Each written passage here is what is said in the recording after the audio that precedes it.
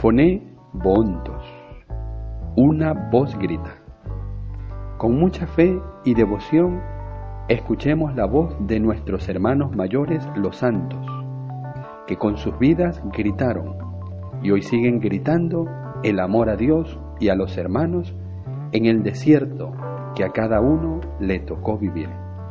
Encomendémonos a su intercesión e imitemos sus virtudes, para que nos unamos a gritar con nuestras vidas junto a ellos. Shalom Betot. Paz y bien. 30 de noviembre, San Andrés Apóstol.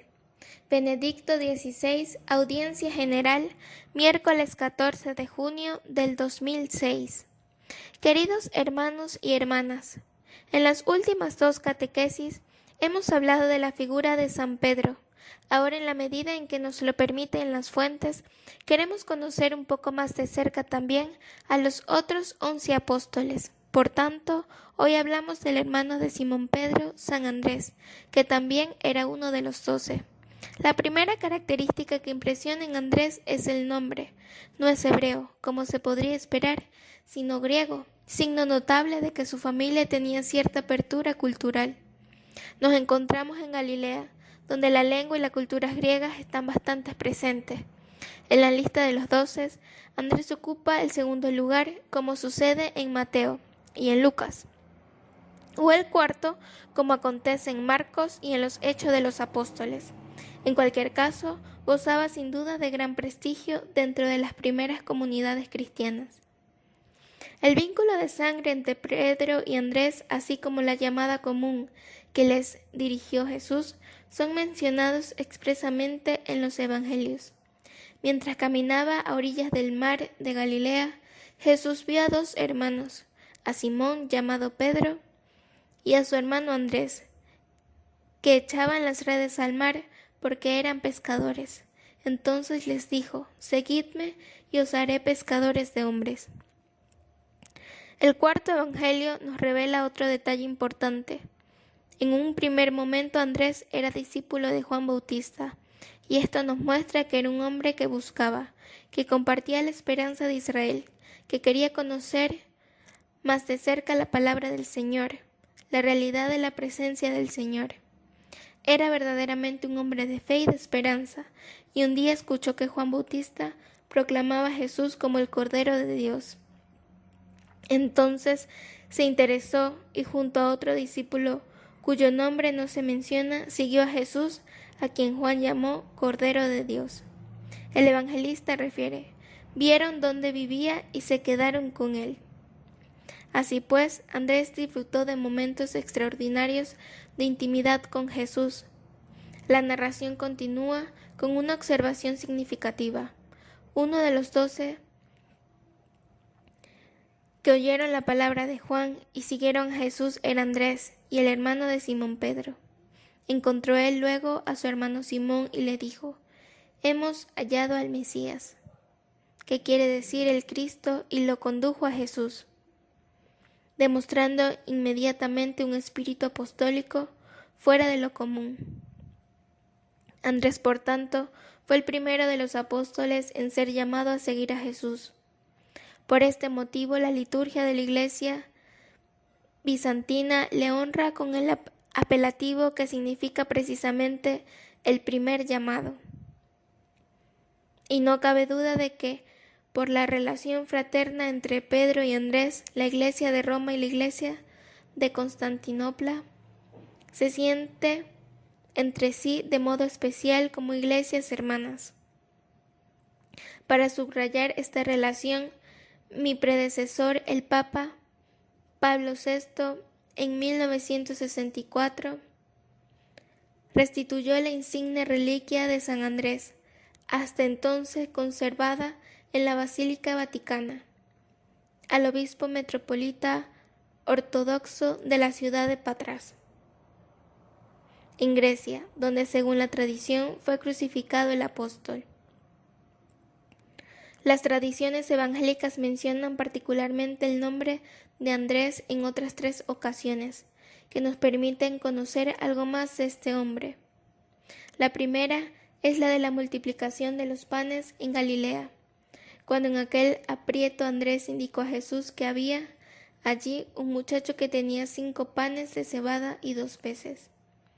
Muy poco, constató, para tanta gente como se había congregado en aquel lugar. Conviene subrayar el realismo de Andrés. Notó al muchacho, por tanto, ya había planteado la pregunta, ¿pero qué es esto para tanta gente? Y se dio cuenta de que los recursos no bastaban. Jesús, sin embargo, supo hacer que fueran suficientes para la multitud de personas que habían ido a escucharlo. La segunda ocasión fue en Jerusalén. Al salir de la ciudad, un discípulo le mostró a Jesús el espectáculo de los poderosos muros que sostenían al templo. La respuesta del maestro fue sorprendente. Dijo que de esos muros no quería piedra sobre piedra. Entonces Andrés, justamente con Pedro, Santiago y Juan, le preguntó: «Dinos, ¿cuándo sucederá eso? ¿Y cuál será la señal de que todas estas cosas están para cumplirse?» Como respuesta a esta pregunta, Jesús pronunció un importante discurso sobre la destrucción de Jerusalén y sobre el fin del mundo, invitando a sus discípulos a leer con atención los signos del tiempo y a mantener siempre una actitud de vigilancia. Desde este episodio podemos deducir que no debemos tener miedo de plantear preguntas a Jesús, pero a la vez debemos estar dispuestos a acoger las enseñanzas, a veces sorprendentes y difíciles, que Él nos da. Los evangelios nos presentan por último una tercera iniciativa de Andrés. El escenario es también Jerusalén, poco antes de la Pasión, con motivo de la fiesta de la Pascua, narra San Juan. Habían ido a la ciudad santa también algunos griegos, probablemente personas que tenían temor de Dios, para adorar al Dios de Israel en la fiesta de la Pascua. Andrés y Felipe, los 2 apóstoles con nombres griegos, hacen de intérpretes y mediadores en este pequeño grupo de griegos ante Jesús. La respuesta del Señor a su pregunta parece enigmática, como sucede con frecuencia en el Evangelio de Juan, pero precisamente así se revela, llena de significado. Jesús dice a los 2 discípulos, y a través de ellos al mundo griego: ha llegado la hora de que sea glorificado el Hijo del Hombre. En verdad os digo, si el grano de trigo no cae en tierra y muere, queda él solo, pero si muere da muchos frutos. ¿Qué significan estas palabras en este contexto? Jesús quiere decir: si me encuentro con los griegos tendrá lugar, pero no se tratará de un simple y breve conversatorio con algunas personas, impulsadas sobre todo por la curiosidad. Con mi muerte, que se puede comparar a la caída de la tierra de un grano de trigo, llegará la hora de mi glorificación. De mi muerte en la cruz surgirá la gran fecundidad, el grano de trigo muerto, símbolo de mí mismo crucificado, se convertirá con la resurrección en pan de vida para el mundo, será luz para los pueblos y las culturas. Sí, el encuentro con el alma griega, con el mundo griego, tendrá lugar en esa profundidad a la que hace referencia el grano de trigo, que atrae hacia sí las fuerzas de la tierra y del cielo y se convierten en pan. En otras palabras, Jesús profetiza la iglesia de los griegos, la iglesia de los paganos, la iglesia del mundo como fruto de su Pascua. Según tradiciones muy antiguas, Andrés, que transmitió a los griegos estas palabras, no solo fue el intérprete de algunos griegos en el encuentro con Jesús al que acabamos de referirnos, sino también el apóstol de los griegos en los años que siguieron a Pentecostés. Estas tradiciones nos dicen que durante el resto de su vida fue el heraldo y el intérprete de Jesús para el mundo griego.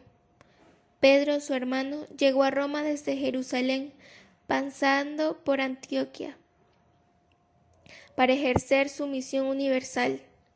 Andrés, en cambio, fue el apóstol del mundo griego. Así, tanto en la vida como en la muerte, se presentan como auténticos hermanos, una fraternidad que se expresa simbólicamente en la relación especial de las sedes de Roma y Constantinopla, iglesias verdaderamente hermanas. Una tradición sucesiva a la que he aludido narra la muerte de Andrés, donde también él sufrió el suplicio de la crucifixión. Ahora bien, en aquel momento supremo, como su hermano Pedro, pidió ser colocado en una cruz distinta de la de Jesús. En su caso, se trató de una cruz en forma de aspa, es decir, con los dos maderos cruzados en diagonal, que por eso se llama Cruz de San Andrés. Según el relato antiguo, inicios del siglo VI, titulado Pasión de Andrés, en esa ocasión el apóstol habría pronunciado las siguientes palabras: Salve, oh cruz, inaugurada por medio del cuerpo de Cristo, que te has convertido en adorno de sus miembros, como si fueran perlas preciosas. Antes de que el Señor supiera de ti, provocabas un miedo terreno. Ahora, en cambio, dotada de un amor celestial, te has convertido en un don. Los creyentes saben cuánta alegría posees, cuántos regalos tienes preparados. Por tanto, seguro y lleno de alegría, vengo a ti para que tú también me recibas exultante, como discípulo de quien fue colgado de ti. Oh cruz bienaventurada, que recibiste la majestad y la belleza de los miembros del Señor, tómame y llévame lejos de los hombres y entrégame a mi Maestro, para que a través de ti me reciba quien por medio de ti me redimió. Salve, oh cruz. Sí, verdaderamente salve. Como se puede ver, hay aquí una espiritualidad cristiana muy profunda, que en vez de considerar la cruz como un instrumento de tortura, la ve como un medio incomparable para asemejarse plenamente al Redentor. Grano de trigo que cayó en tierra. Debemos aprender aquí una lección muy importante. Nuestras cruces adquieren valor si las consideramos y aceptamos como parte de la cruz de Cristo, si las toca el reflejo de su luz. Solo gracias a esa cruz también nuestros sufrimientos quedan ennoblecidos y adquieren su verdadero sentido. Así pues, que el apóstol Andrés nos enseña a seguir a Jesús con prontitud, a hablar con entusiasmo de Él a aquellos con los que nos encontremos, y sobre todo al cultivar con Él una relación de auténtica familiaridad, consciente de que solo en Él podemos encontrar el sentido último de nuestra vida y de nuestra muerte.